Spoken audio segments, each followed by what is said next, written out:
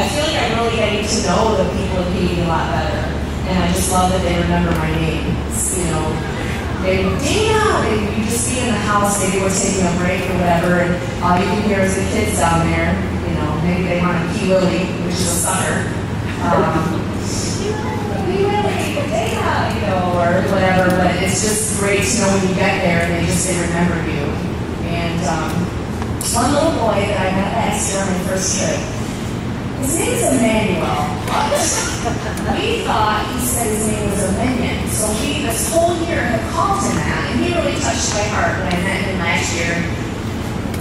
We would say it and he'd answer, so we call him a minion, and that's what we'll call him forever. And he just stuck by me last year. Like, he was 11 last year, and he would leave my side, he would hug me, tell me he loved me every 5 seconds, or, you know, we're walking on these hikes, and we're walking, and he'd look up and say, Dana, I love you. I'd say, I love you too, you know, or he would just start singing, Jesus, I bless your name. He would sing it in English, and that really is a great thing. Well, this time, he would only hug me or tell me he loved me if his friends were around. So he was 12, so that could be heaven. And he did something this time that really broke my heart. He pointed to me and said, Michigan.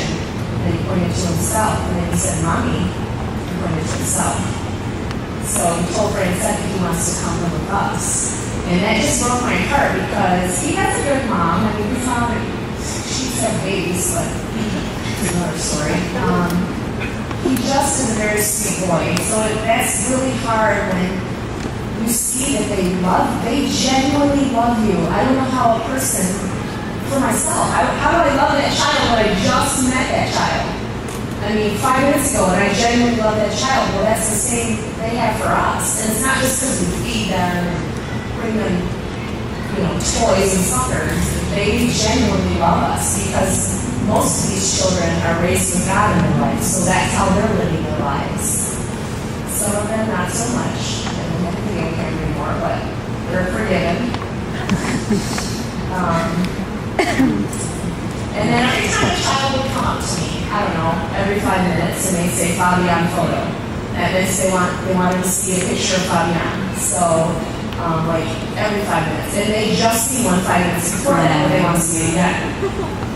Fabi may not know this, but she is a hero. I thought they would be jealous that she has this amazing life. They're not. They are so happy for her. And she's my hero too. She's the greatest little kid, I tell you. But they're not jealous. They're very happy. And, you know, because of that, I believe that she now has this great responsibility to God. To live her life for Him, for the people of Haiti, for her family here.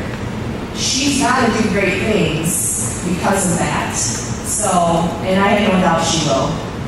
Whether or not, you know, with that little filter. She don't like my hair. That's very funny. Like a boy. That's what she said this morning. Yeah. So, that's fine. That's fine. We love her. We don't get her. You know, God has charged me with a great responsibility as well. When He sent me the first time, I thought, oh, this is just, I'm going to help some people. It's kind of what I do every day anyways. If I see somebody else give them $1 on the side of the road or whatever, but now it's more than that. Now I feel I've been charged with this great responsibility to bring God's word to the people of Haiti. Not just food, it's much more than that. These people need God. They need His word so that they can be blessed. You know, that God can shine His riches upon them. This is very scary for me, but I'm glad God's driving. And, you know, Haiti is desperate for Him. And that's what He has asked from us, to do that. They need to hear His word as much as they need food and water. And so I've been very busy trying to get some things going from this past trip. They have no access to medical care in the mountain. Jacmel is over 2.5 hours, and they have a little clinic, but Port-au-Prince is 4 hours away, and it's not like driving to Ohio for 4 hours. It's very dangerous. I can't imagine, after we took a trip to Bobby's home, and I was hoping we could have paused in certain spots to show you some of the video. We took pictures of the place where she was learned, just to see where she was and like her family and stuff. But I can't imagine, after a few days, her grandma and everyone had to travel to the clinic and into the hospital, and she was there for 13 days, and they couldn't help her. I can't imagine her to make that trip. And we were healthy, so there is a desperate need for a clinic in the mountain, and this past trip has shown me that's what we're going to be working on. So the plate will come around, it'll be $100,000, so we'll that's just, they're desperate, and they need some sort of population control. Children are gifts from God. I'm not trying to diminish that, but we have 7 children and you cannot feed them. Something's got to be done. And the mentality of the husbands or the boyfriends, this is my wife or this is my woman, and I'm going to take it regardless. So the women need to be more proactive, like American women, and they've got to just stop. Once they've got all these children that they can't feed, that's going to be part of the purpose of the clinic as well. And if a woman is having a baby and she needs a C-section, they're both going to die because they can't get to the hospital quick enough. The clinic would be able to provide a service if necessary to do an emergency C-section. So, just a basic. There was Tommy Yu, who was Bobby's little best friend. She had a cut on her knee that was probably about that big. It was so infected. Yeah, there's a picture on the website of it. It's disgusting. But it's a regular wound like our kids get. We wash it and clean it every day and bandage it. By the end of the day, the bandage is half hanging off, and there's, just a clinic is necessary for those simple little things that, we go in our cupboard and get peroxide and vaccine or whatever. So, that's really important. The girls talk about Franz. Lionel specifically asked me about, we're calling it like a special ed program, because they are basically kicked out of school. If they don't have an education, they can't go work at McDonald's, like, not the McDonald's schedule, or listen to they just can't go work at a little fast food joint. There's nothing. You have to have an education because they have to go to college. There's nothing. He will have no future. He is 13 in the first grade, and he's not the only one. So Lionel specifically asked me if we could find a sponsor. We're calling it a special ed program. It's $150 a month. They'll have a group of teachers have a program just for those children that need, like he's fine in math, it's reading. And if they don't pass in one state boards, he doesn't let them continue. And they don't have the No Child Left Behind. And he's very smart. But a lot of times these children, and parents know this, if you don't work with your children with their schoolwork and, give them affection, be there for them, they're not going to excel. And that's mostly what the problem is. Because these children are smart as a whip. They really are. They just need the encouragement. And I think with that special ed program, if we can find a sponsor for $150 a month, I think that'll solve a lot of the problems that are going on immediately just right in so we already have 50 a month, so that's really good. So we're working on that. That's another thing. And also, Lionel does a computer lab that he asked me to tell everybody about as well.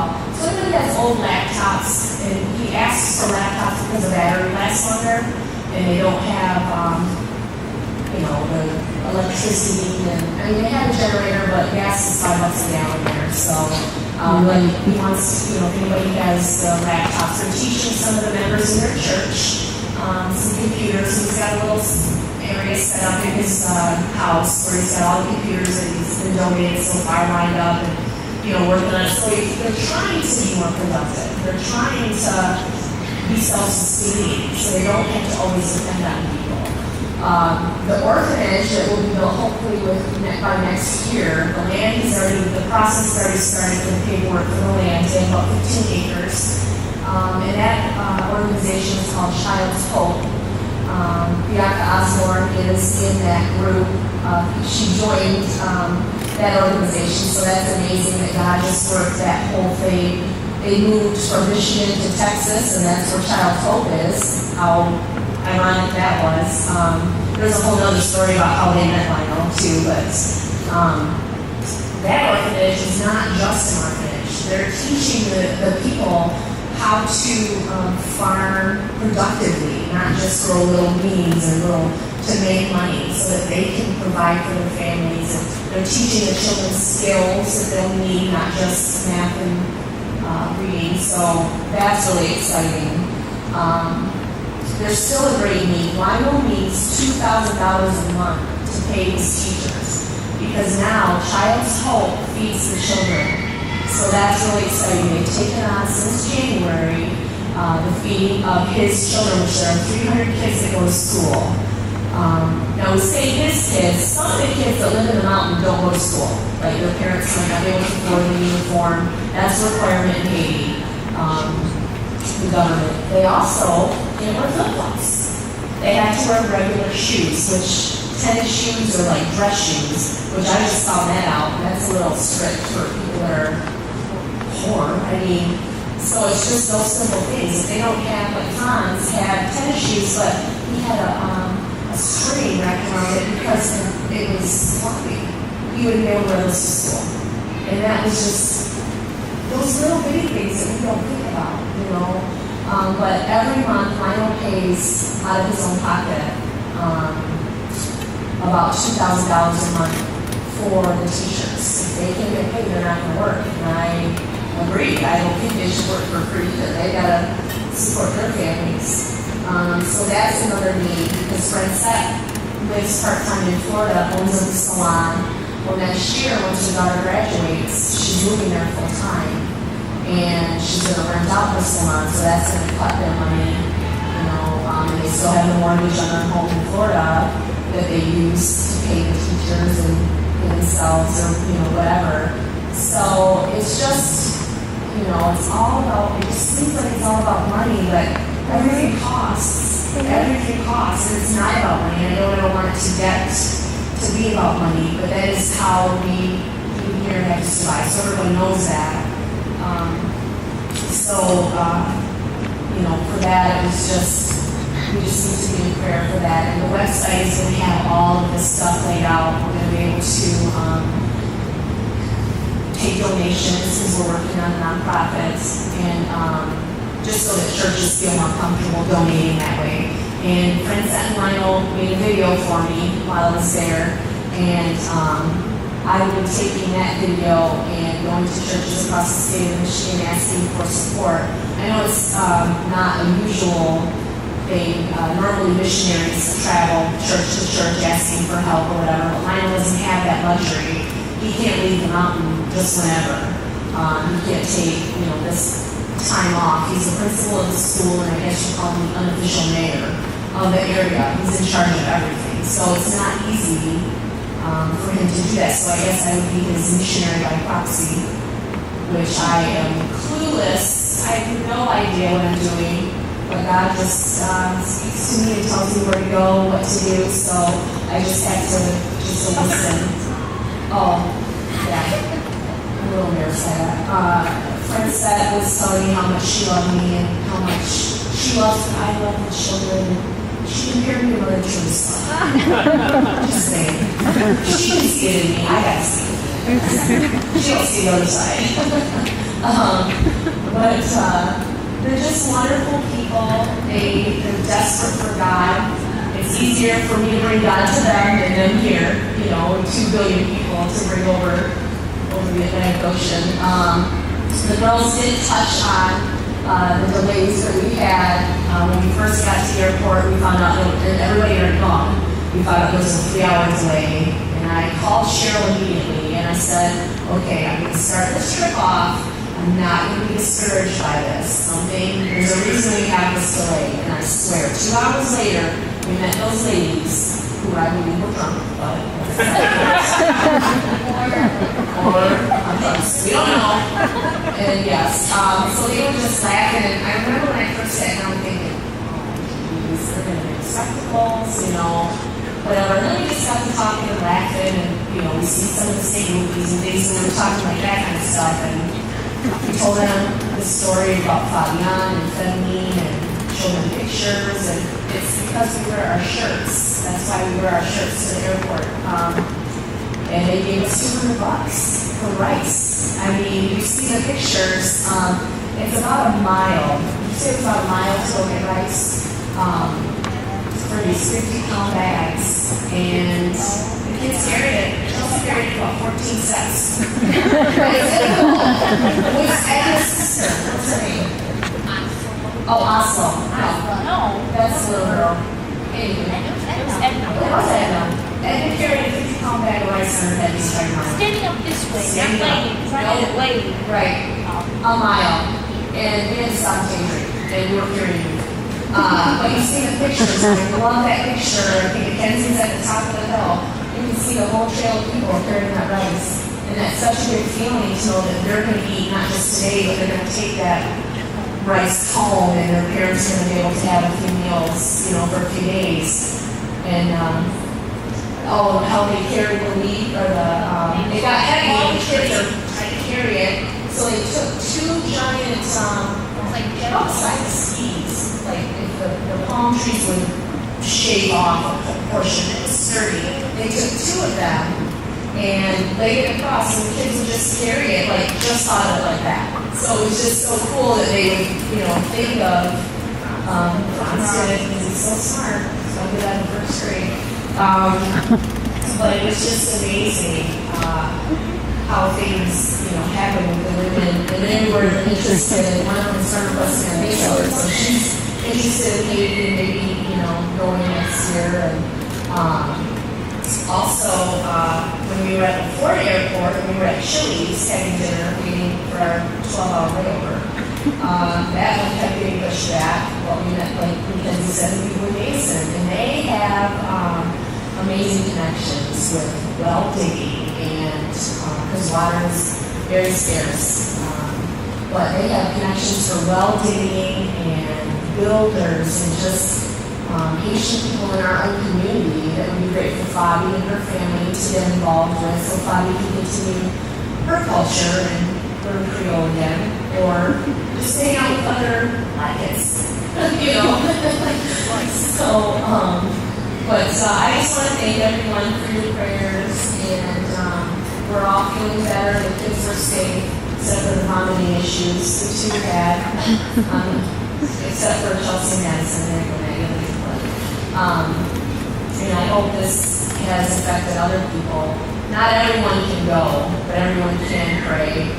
Most people can give, so that's just, hopefully our stories and the stories that you all heard about over the past year will inspire you to do stuff here in your own backyard.